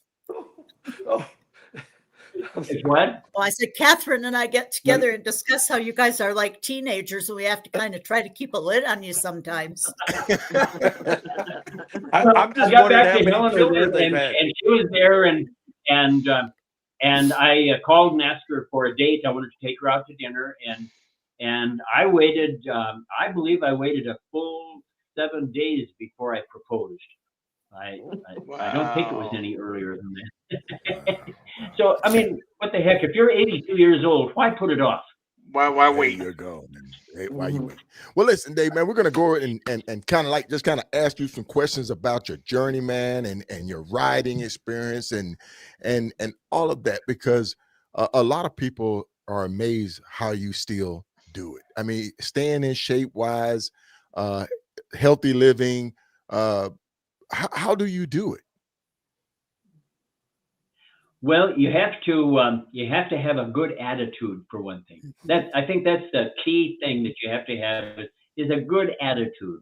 You've got to really enjoy life, and as you probably have guessed, I really enjoy life. Now, I was at the motor vehicle department yesterday to get the tag for my car license, and the lady said, "You're 91 years old." I can't believe it. She said, "You look so young, and you have no wrinkles up here." And I said, "Well, I work out every morning for 40 minutes, and that helps me stay young. So I do my 40-minute workout and do everything to stay healthy." And I said, and then when I get home, if I had a stressful day ever, then I take the banjo out and I put the banjo on my knee and I beat up on it, and that's what keeps the wrinkles away." and it really does. You can work out all your stress playing the banjo. And the thing, I do this frailing kind, like Grandpa Jones, where you frail down, and all you have to know is 3 chords. You don't really have to know much to frail down on the banjo. They just go dum-diddy-dum. I opened a few shows for Grandpa Jones. You young people probably don't remember Grandpa Jones. I do. That wasn't him there. You do, Ken Andrews. Absolutely. Hold on, Ken. Absolutely. You said you remember? You remember? Absolutely. Remember Grandpa Jones? Any of them on the Grand Ole Opry tour, any of those folks. Of course, like when you're hanging out with Porter and Dolly. I mean, yeah, Grandpa Jones. I'm old enough though, Well, but I ain't Wagner and Dolly was another story. Yes. In 1961, I was a DJ. In 61, in 1961, I was a DJ. I was born in in 61. Alexandria, Minnesota. And so I was a DJ, and the church was going to have a home talent show. And they had 2 shows, one at 7 and one at 9. And they said it's our biggest fundraiser of the year for all our projects. So they said, "You're a DJ. We'd like to have you be the MC of the program." And so I said, okay. Now, I'd never been in front of a crowd before. Talking into a mic at the radio station was a lot different. I got up and read the and read my jokes off the paper. I was going like this. all the way through. I was scared to death. And after the first show at 7 o'clock, the chair lady of the church home talent show came over and said, Del, we want to thank you for doing for being the MC for our program. Now, we know you have to get up early in the morning to be on the radio station. So how would it be if we had Joe do the second program so you can go home and get some sleep? I was hired as MC of the church home talent show. Now, how low can you go? I determined right there, that was the night I determined that I was going to be a public speaker. And I know a lot of people probably suffered over the next few years because of that. But then in 1967, a promoter called and said, Del, we need somebody to open the show for Porter Wagner and the Wagon Masters over in Adams County. And he said, we want you to do about 12 or 15 minutes of comedy and open the show. And I said, I'm your man. And over I went. The new singer with the Porter Wagner band was Dolly Parton. And my wife at that time, Lois, loved Dolly Parton. And so I thought, oh, good, we'll get a chance to meet Dolly Parton as well then. So I did the show. I went out and did my 15 minutes of comedy, stand-up comedy, and you probably don't believe that I could do stand-up comedy, but I did. There's nothing that you can't do. There's nothing that you can't do. The idea was to crank up the crowd so they'd give Porter a big thunderous ovation when he came out, and that's just what happened. And the guy named Speck Rhodes, who was the comedian that traveled with the Porter Wagner show, came over after I got off stage, and he said, "Hey, Lonnie, you got good stuff, man. You've got good stuff. You could make it in Nashville as a comedian." He said, "I tell you what," he said, "you come to Nashville and I'll introduce you to my agent. He's got plenty of guitar players and plenty of singers, but he doesn't have enough comedians." And he said, "You've got good stuff. You could make it." And I thought, oh, yeah, I've got a wife and 6 kids, and I should run off to Nashville and be a comedian. Oh, yeah. Timing is everything. But from 61 to 67, I learned how to be a public speaker, and I had a lot of fun. It was a hoot. So that was my adventure with Dolly Parton, Ken. I did meet her on the way out of the show, and my 12-year-old son was there to prove it. Oh, was she like 18 years old at the time? She was just starting in Nashville. She had just recorded "Coat of Many Colors," her big hit song that introduced her to the world. So she had just recorded that, and she had gotten the job with Porter Wagner to be the girl singer in the band. So I always said, well, I met the girl singer in the Porter Wagner band. Oh, her name was Dolly Parton. He was a great entertainer too. They had a big break. That took years. Hey, Dale, I'm an educator and I teach about the barter system. And our young kids do not know what the barter system is. And I'm always trying to tell them, like, you didn't always have money. So you can trade things, if you have something that I can use and I have something that you can use, and then we can switch it off and do a trade. You was trading for advertising. You was trading motorcycles for advertising. Can you elaborate about that? How was you working at? Oh, sure. And it worked really well too. Some of the stores I'd go into to sell them advertising and say, "Oh, here comes Trader Dell," and that's pretty much it. But if you've got 6 kids and all that going on, you don't have a lot of money for motorcycles. So I did trade for motorcycles, and amazingly, I had some pretty darn good ones too. And I rode for many years. I rode from La Crosse, Wisconsin, to Tombo, Wisconsin, a distance of just over 50 miles. And I rode every morning to work. Winter and summer, if it was above 32 degrees and there was no snow, I rode the interstate to work every morning. And I dressed very warmly too. Not like Ken with the electric stuff. I actually dressed warm. Dig in. Oh, sorry, Ken. Are you still there? Salt, Ken, getting salt. Man.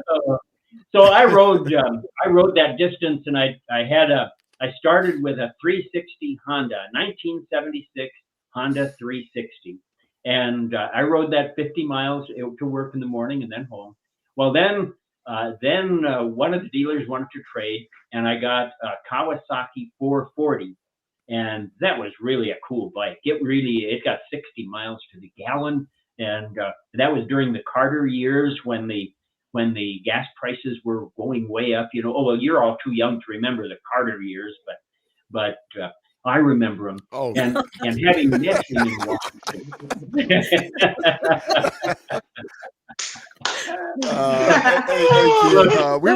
We weren't even thought of. We weren't even born around that time.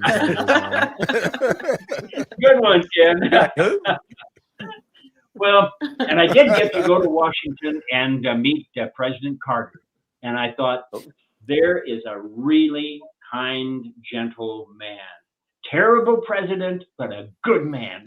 Yes. Agreed. Ken, I have to ask, not Ken, but Dale, I have to ask you, Dale, did you ever ride down to Georgia to his peanut monument down there, or been in that area for the tour of honors? Sylvia loves Plains, Georgia. She loves Plains, Georgia, and we've been there 3 times since we got married. And the last time we were there, we drove all over, of course, to see all the Jimmy Carter stuff. But we went to the antique store because Sylvia loves antiques. So we went to the antique store, and I found a book written by Jimmy Carter long before he ran for public office. Before he was governor, before he was state representative, he wrote this book, and it's about the Revolutionary War and some of those things. And this was about 2 years ago, I think, when I did that. And so we were in Plains, and we stayed there at the old hotel. And then I got this book, and I said to the clerk, "Do you suppose Mr. Carter would sign this for me?" And she said, "If you can get to him, he'll sign it." So we drove by, and there's this big high fence all around his place, and those black SUVs owned by the Secret Service there, and oh yeah, we're not going to get in there, are we? But we did get He's only 10 years older than you, Dale. That's right. What was that, Ken? He's only 10 years older than Dale. If he was still with us. Yeah. He just passed. Right. He made 100. Well, he didn't make 100. He was just a couple days shy. Yeah. But listen, speaking of age and birthdays, Dale, you just had a birthday. What, 72 hours ago? 3 days ago? Yeah, not too long ago. It was it Saturday? I think it was Saturday. So that was an interesting week because we went to. We went with Sylvia's son and his wife for a Thanksgiving dinner at the Cracker Barrel. They had their famous Thanksgiving dinner. And then Greg and Joanne's family came over on Friday, and we had another Thanksgiving dinner. And then on Saturday, it's my birthday, and Sylvia said, "Well, I want to take you out to dinner on your birthday." And so we went to Cheddar's, and I had their famous Monte Cristo sandwich, and it was wonderful. Okay. And I was stuffed to the hilt. So I've been fasting this week. So Sunday and Monday were fast days, and I haven't done any eating today. I had a bowl of soup today. So no holiday riding, no Thanksgiving ride, no Saddle Sore 1000, no ride around the block, bring the bike out. That would be the you're gonna dress up as Santa. Are you gonna dress up as Santa on the 3-wheeler on the sidecar and maybe hit the parade or anything? No, Linda does that. She does Halloween with the trunk and treat in the sidecar. So nice. She's up on that. But we did have a good time with the birthday thing, and Sylvia loves to travel. So we have been married 8 years. And when we got married, I had a Buick LaCrosse sedan, and we put 50,000 miles on that. When it topped 99,000, then we traded it in on a Chrysler van, the Town and Country van, and that had 50,000 miles on it, and we sold that when it hit 100,000. So she and I have put 100,000 miles or more since we got married 8 years ago, which isn't bad for old people. No, Agreed. not at all. Not at all. Yeah. Of course, it'd be Dad, better on 2 or 3 wheels. Dad, you should go back to riding between La Crosse and Tombo and tell them about your run-in with the deer. Yeah, that's right. I did have. I Yeah, did so hit you a hit deer. it. So what, were you in a Technical sidecar difficulties. when you did that? No, it was riding 2-wheelers then, and so I was on that Kawasaki 440, and I was clipping right along at 5 in.the morning, pitch black out, and the deer jumped, and I hit the brakes, and I high-sided. I hit him, but high-siding him, I went flying. I landed on my helmet and my shoulder, and the shoulder broke, but the helmet kept my head from breaking, and so at least I don't think it affected me. So you have rides like that, and the 2-wheelers were really good. One more story. One morning, I got up. We were in La Crosse, and in Unalaska, just north of La Crosse, and it was in the spring, and it was so nice. And I thought, oh, that bike has been sitting there for a week or 2 in the cold. I better start it and let it run a little bit. Well, it started, and it was idling really good. And I thought, oh, man, I hate the thought of going back to work. I've got to sell advertising and do stuff, collect bills. And so I did put the gear on and went for a little ride over to Rochester, Minnesota. That's about, I don't know, Linda, is that 90 miles over to Rochester? Something like that. Something like that. Yeah. I-94 runs over that way. So I got on the interstate and I just flew on over to Rochester and got there, and I thought, well, I better turn around and go back. So I did. I got on the interstate again. And if you come out of Rochester, there's a long, long hill going down. It must be, at least 4 miles long. And then it's about that far up on the other side. I got about 2/3 of the way up on the other side, and there's a biker. And I got about 2/3 of the way up. We're going to get to that question. I got about 2/3 of the way up this long hill, and the red lights and blue lights went on in the westbound lane. And so I pulled over, and the trooper was outside, and he was pointing his hand like that, meaning you stay there and wait for me. So I pulled over and put the kickstand down, had a smoke, and waited, and he finally, there were no turnarounds, so he finally came up over the hill. His lights were flashing, and he was really wheeling up, and he pulled in behind me and said, well, thanks for waiting. he didn't really believe I was going to wait, but hey, what's this? And I said, oh yeah, it wasn't bad. You had quite a drive to get turned around, didn't you? And he said, yeah. He said, your first ride of spring, is it?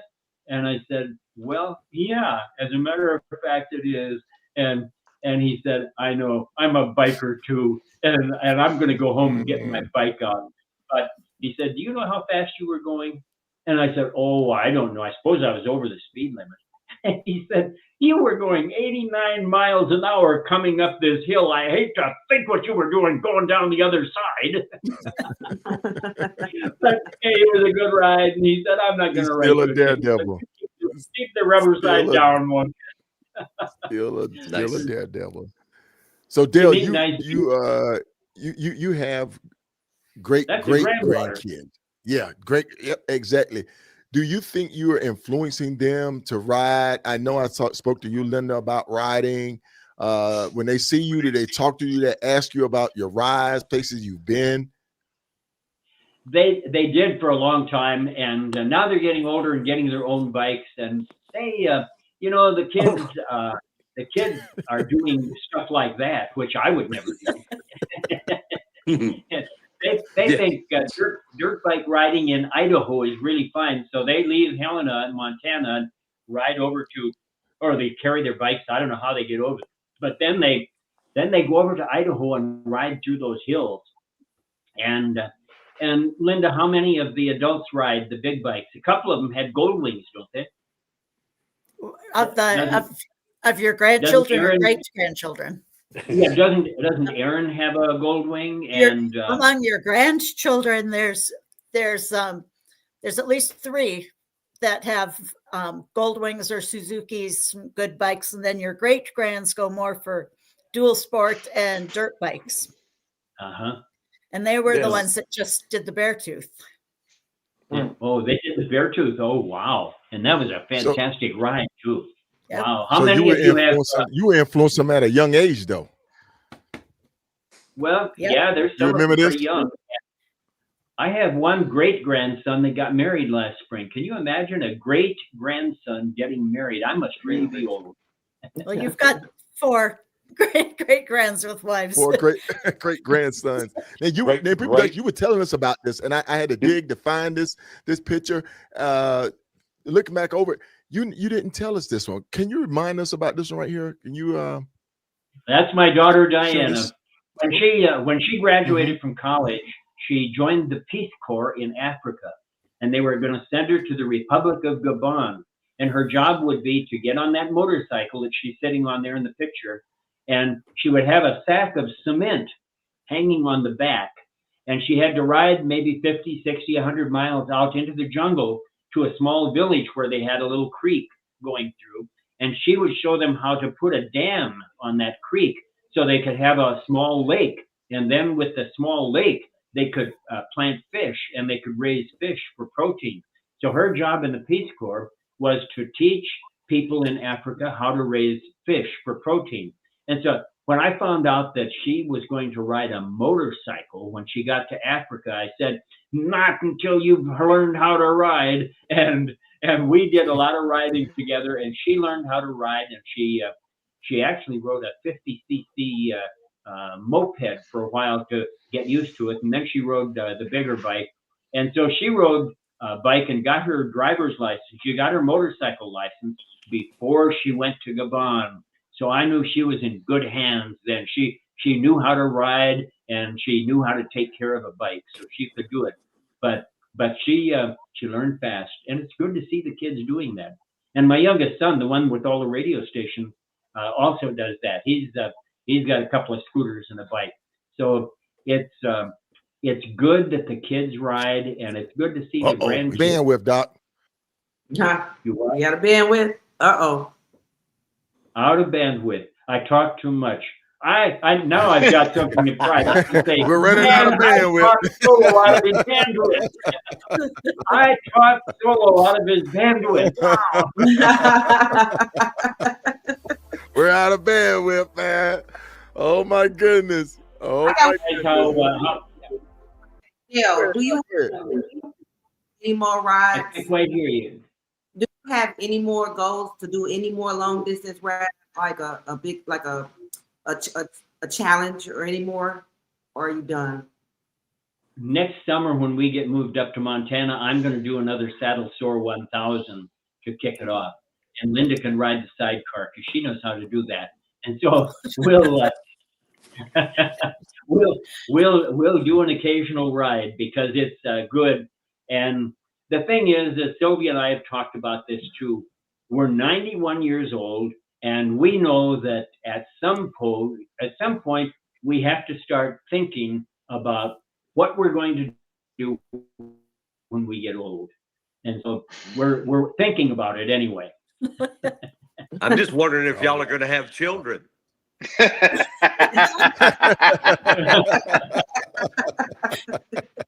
Well, you go ahead and get laughed, but when we got married, go ahead and laugh, but when we got married, I told Sylvia, we're not going to have a house or pets or kids. There you go. Priorities, man. Now, when they got married, Sylvia said since they got married 3 weeks after they met, she was afraid somebody was going to think they had to get married. Oh my goodness. Oh my goodness. Well, we definitely, yes, indeed, man. Great. That is awesome. That is awesome, man. I've thoroughly enjoyed having I can't tell you how honored we are. We are so honored that you would invite us in. We're honored to have you on, man. Come on now. We're honored to have you on. And to have Reef and Ken to share all of this. You guys, Smiley. Oh. Yeah.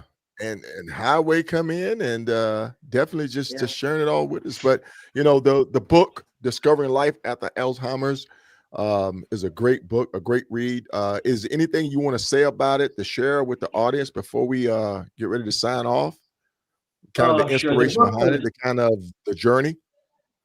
You know, the book was written after I had been a caregiver for my wife with Alzheimer's for several years, and when I took off on the bike and did that first long ride, it was a revelation. And I wrote the book for caregivers. Actually, the book is really for caregivers because some of them just feel like this is the end of the road. You know, life is over for us. But if they read the book and see the adventures of the life after Alzheimer's, I always look at Sylvia and say, see, there is life after Alzheimer's. And you see all the things, the rides and the things that we've done. And so the book is really for caregivers and just to show them that there's light at the end of the tunnel. The Alzheimer's or the dementia is not going to last forever. And the main thing is to take care of yourself, because so many times the hospice people will say the caregivers are the ones who go first because they're so drugged down by being a caregiver. And I do think it's a lot easier for a man to be a caregiver than it is for a woman, because men are bigger and the women have a harder time handling them, moving them around and doing things they need to do. So the book is for caregivers, and what I would urge each one of those people is, before this comes along, before the dementia comes, before the Alzheimer's comes, learn how to change roles. Because when I became the caregiver, I knew nothing about cleaning house or washing clothes or any of that stuff. I couldn't even cook. Well, Sylvia says I still can't. But you know,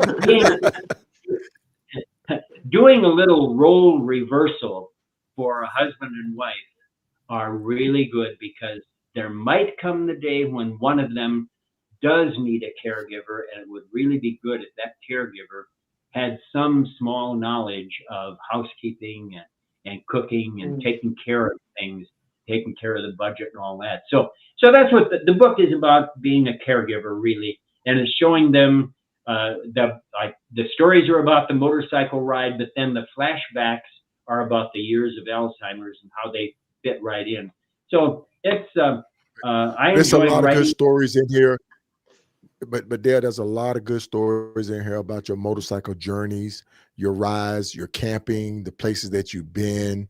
You know, it captures a lot. You on the road with the family, Salt Lick Barbecue at Driftwood, a couple of other places. You getting your saddle sores, inspiration, stop people that you met along the way, camping at KOAs. All of that, the A1A down in Florida, and then you talk about how Florida was turned back over. It's just a lot. It's just a lot in it in the book. Pecos, Texas. So, folks, make sure you go check this book out. Go over on Amazon and a couple of other your distributors that you can pick this book up. I don't know where else you selling this book at, where they can get it at there, but I know it's definitely on Amazon. It's definitely on Amazon.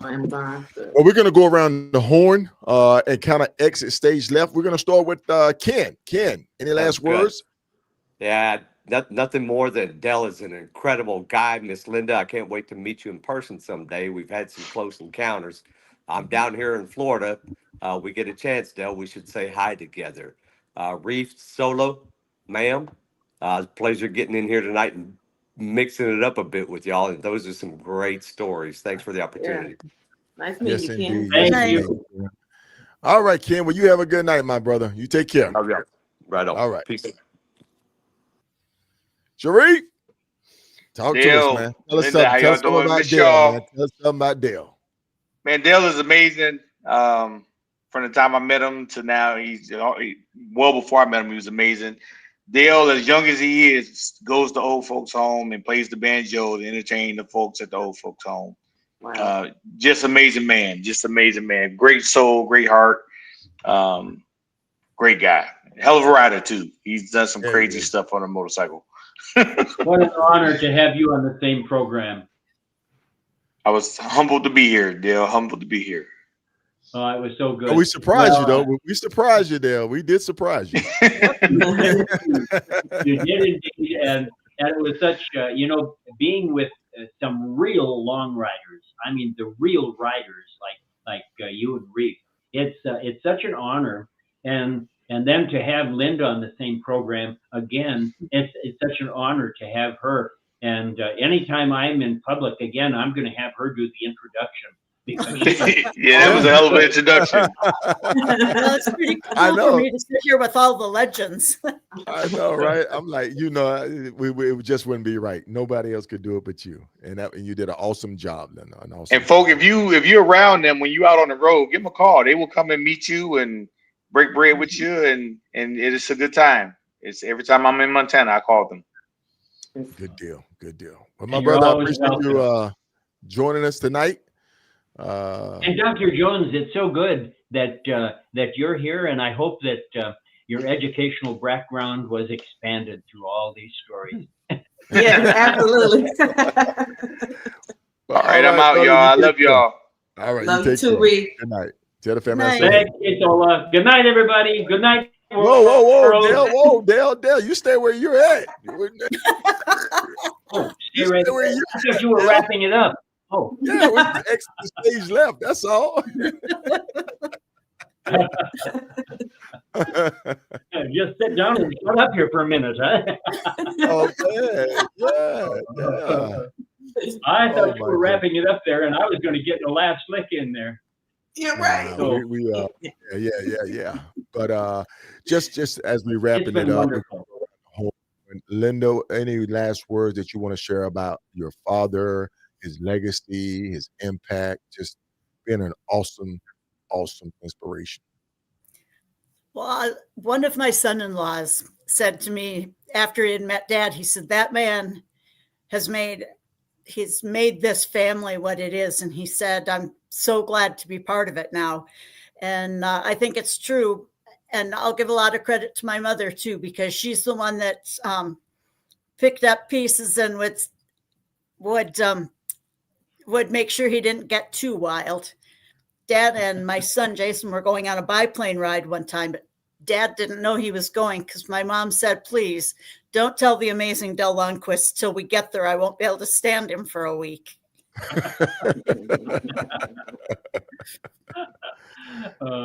So love you, Dad. Oh, we love you too, Linda. Nice. It's so good. And I have 6 children. So the oldest one is Roger. He was a Lutheran minister, just retired. Well, that would be Alan, Dad. That would be Alan. What did I say? You said Roger. Roger's the youngest. Okay, on the picture, Alan is over there on the far left in the picture, and Linda, the next oldest, is right next to him, and then Roger, the youngest, and then Joni, she's right above Roger, and then Janice, just ahead of Joni, and then Diana, the one that went to the Peace Corps. And so we have these 6 kids. Alan was a Lutheran minister. Linda is a registered nurse and who has served all those veterans. Roger runs that Christian radio group with 80 stations and a couple of satellite networks in Africa. Joni, standing right next to him, is a noted ghostwriter. She is a New York Times bestseller, and she's what they call an EGOT. She has written books for people who have run an Emmy, a Grammy, and an Oscar, and a Tony, and they call them EGOT writers because she's right up there at the top in the ghost writers. Janice, in the yellow and black sweater there, just this last week introduced her 2 children's books. She has, it's called Parables, P-A-I-R, and it's stories for little children to get acquainted with the Bible. And it's just out this last week, and it's called Bible Parables. And she's got a website, BibleParables.com, and that's going to be a great book for children in Sunday school or Christian schools and everything. So each one of the kids, and Diana, of course, right next to her, having served in the Peace Corps. So these kids and their children have actually done missionary work or humanitarian work in 15 countries on 5 continents. They went to let's see, Joni's daughter went to Cambodia to build houses with Jimmy Carter, and so they have all these ministry and the humanitarian things. So the one thing that we really wanted all the kids to learn was service to others. It's like Ernie Ford said in his old hymn, "Lord, let me live from day to day in such a self-forgetful way that even when I kneel to pray, my prayer will be for others. Others, Lord, yes, others. Let this my motto be, that I might live for others, that I might live like thee." And I thought that was such a great chorus on that song. And I thought, boy, if all the kids would learn to do that, to serve others, then their life would get, because we know that we get what we want from life through service to others. When we serve others, we get it back again 1,000-fold. So there you have my sermon for today. And that's a good one. That's a good one to leave on. That's a good one. That's a good one. Oh my goodness. Well, Dale, we enjoyed having you on the show. Linda, we enjoyed having you as well. Thank you both for coming on. Thank you. I really appreciate it. And I hope I did you right. I hope I did you right, Dale. I hope I did you right. I was nervous. Certainly did. Hope I did you far right. more than you needed to, but I'm so impressed with the two of you for taking on this huge responsibility of doing this podcast, which has such benefit to not just the general population, but to bikers especially. You're doing so much for the biking fraternity. So thank you from the bottom of my heart. Thank you very much for all that you do. Thank you. Thank you. Thank you. All right. Y'all have a good night. You too. Good night. Good night. Take the rest of the day off now with day. All right. Good night now. All right. Good night. All right. Oh my goodness, man. Doc. Oh man. Doc. K Solo. Now, why you ain't tell me we were gonna have all them legends on here like that? I would have dressed more appropriately.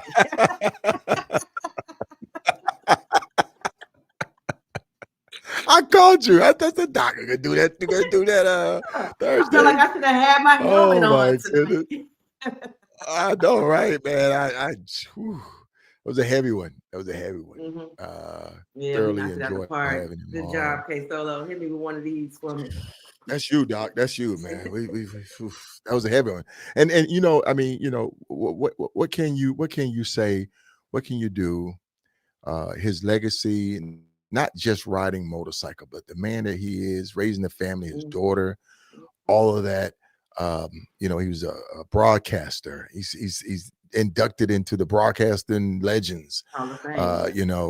His offspring, his siblings are going around the world to help charities and other organizations, other countries, ghostwriters, you know, at the pinnacle of that field, man. So, you know, it was a true honor to have him on, to sit down and have dialogue with him. And then to have Kenneth Andrews on with us, icon, a true legend out there riding, man, ground pounder, Sharif Sadiq, man, and just how he met him. I was introduced to Dale through him and all the people that he touched on the West Coast, Highway Smiley, Secret, Cali Cat, all of them on the West Coast. And then at his age, still riding cross country, still energetic, still sharp as a tack, you know what I mean? So we could have kept going on. We could have dug into, like, you know, what is the secret, you know? What is your inspiration? You know, when you feel like getting up riding, how do you sit and say, well, I want to ride 100 miles, 1,000 miles? So there was a lot more to the onion that we could have just peeled back on this episode. That's right. Well, yeah. Thanks for introducing me to all these people, man. This is what's up. I love being the co-host on this show. I love having you on the show, man. I love having you on the show. Come on, Doc. Yeah. But look, Doc, we got one lined up for Thursday. Who do we got? Yeah. You got Stormy. You got Stormy, Mild Memory and Medicine. And the thing is, she is right there. 313. 313. Oh man, look, man. I can't wait to have her on. She's at the doctor. RT. She's at the RTE. She's a medical doctor. Yep, she was at the RTE She, you know, and I got to meet her. We laugh, we joke. She's a vegan. Yeah, She's a vegan. vegan. And, she don't call it the ride to eat. What does she call it? I can't remember. It was something you got to ask her Thursday. Yeah, man. So we'll ask her Thursday. So listen, folks, we're going to be doing Trip Talk Thursday, 8 p.m. Eastern Standard Time, 7 p.m. Central Standard Time, 5 p.m. Pacific on that West Coast. Make sure you tune in right here with Riding with K Solo, the podcast show with my in the building, Dr. Remy. Man, listen. I don't know how we made it tonight without running out of bandwidth, but we surely maintained it. And, good show, man. Good show good tonight. show, good show, Doc. Good show. Thank you. I think we was right on the money with it.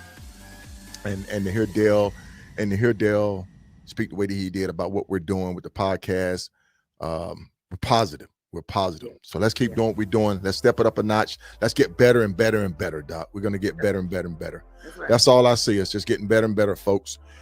Last words, Doc. Last words. One show at a time. One show at a time. One show at a time. That's what I'm talking about, Doc. One unsung rider at a time. That's what's up, man. K Drift in the house, man. Hey, Dale. Hey, what's up, K Drip? Dale wasn't an unsung rider though. K say love. Nah, he's well known, man. He's well known out there in the ride community, and there's a lot of people that was commenting, that wishing him happy birthday, man. That was tuning in first time. We had a lot of people that was first time viewers tuning in. D Bell, bald head, nasty man. Let me just take a look at Highway Smiley. We got McGyra on. Ocean. I'm just gonna call you Ocean. Can't see him. Creative Views was on with us. Yeah, man. Hey, we got something to wear. Yes. Yes. Can you I hear have me? my hoodie. Thank you. I got my hoodie. So we're gonna be rocking his gear. Yeah. Yeah. Who? Traveling with Staff on with us, man. Traveling with Staff. What's up, Traveling with Staff? Gotta have you back on, man. But yeah, man, definitely Creative Views. Send us some gear, some merchandise that we're gonna be rocking his gear. Thursday, tune in for Trip Talk, man. It's gonna be awesome. Yeah. But look, folks, I'm out of bandwidth, man. We're 2 hours into this thing. I gotta go pay some bills, man. What's up, Gorilla Blue in the house, man? Hey, JP, man. That's my guy, man. That's my guy. All right, folks, we're out of here. You take care. Y'all have a good night. And remember what my motto is: aspire to inspire. And if you do that, you'll definitely be legendary. All right, folks, we're out of here.